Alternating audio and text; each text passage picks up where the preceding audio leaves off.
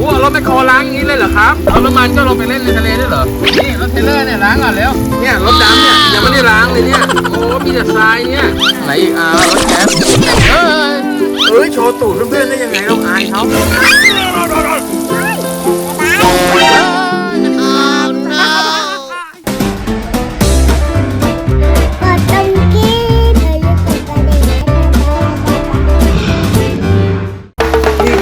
เด็กๆหลังจากที่เล่นทะเลมาแล้วเนี่ยในคลิปที่แล้วนะครับวันนี้นะครับก็จะมาโชว์นะว่าทับเอาอะไรมาเล่นบ้างนะครับล้างของเล่นแล้วเก็บออกมาทีละชิ้นอันนั้นคืออะไรครับโชว์หน่อยชิ้นแรกคืออะไรครับที่ทับเอามาไหนล้างโชว์เพื่อนๆหน่อยสิครับโอ้ดูครับเด็กๆโอ้มาเลอะทรายใช่ไหมครับโอ้รถแมคโครล้างอย่างนี้เลยเหรอครับตัวนี้มีรถบรรทุกรถอะไรเต็มเลยเป็นไงบ้างได้กี่ชิ้นแล้วหลายชิ้นแล้วนะไหนล้างรถแมคโครโชว์เพื่อนๆหน่อยสิโอเคแมคโครต้องล้างยังไงว้าวปูล้างกันเลยเอาสะอาดเลยนะครับโอ้แล้วอะไรอีกครับนั้นรถบรรทุกแล้วมันขยะลงทะเลด้วยเหรอนั่นอะไรครับน่ะ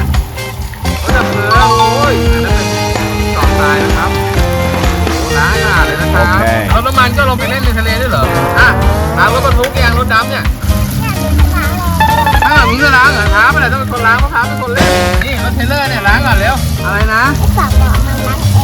บัวมันล้างเองฝักบัวมันล้างให้เองครับดูครับเด็กๆเนี่ยรถดำเนี่ยยังไม่ได้ล้างเลยเนี่ยโอ้มีแต่ทรายเนี่ย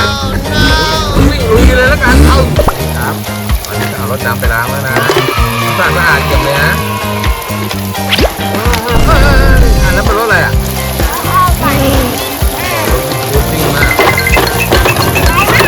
วันนี้จะเสร็จไหมเนี่ยลูกล้างวันไหนเสร็จแล้วใส่ถุงกลับบ้านนะครับมีอะไรบ้างครับตอนนี้เอาถุงมาเสร็จเรือซิ่งเก็บเลยครับเก็บทีละชิ้นครับเดี๋ยวเข้าไปเล่นครับถอยไว้ก่อนมีอะไรอีกครับเก็บไม่หมดเลยนะคะมีอะไรอีกครับไหนอีกรถแคส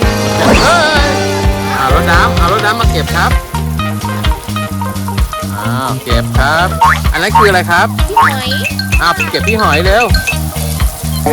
หอยได้ร้อนจิ๊บเก็บเป็ดเหลืองแล้วมาใส่ครับต่อไปคืออะไรครับโชว์ตูดเพื่อนๆได้ยังไงเราอายเขาอันนั้นคืออะไรครับไทรเซราท็อปส์อันนั้นคืออะไรมดดำ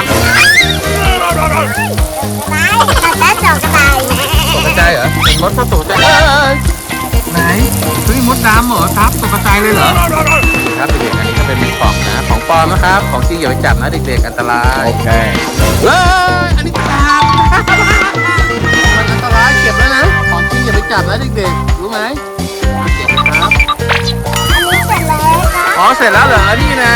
โอเคงั้นเดี๋ยวเอาไปเก็บนะแล้วเดี๋ยวไปดูกันนะครับว่าท้าจะไปเล่นที่ไหนต่อนะครับ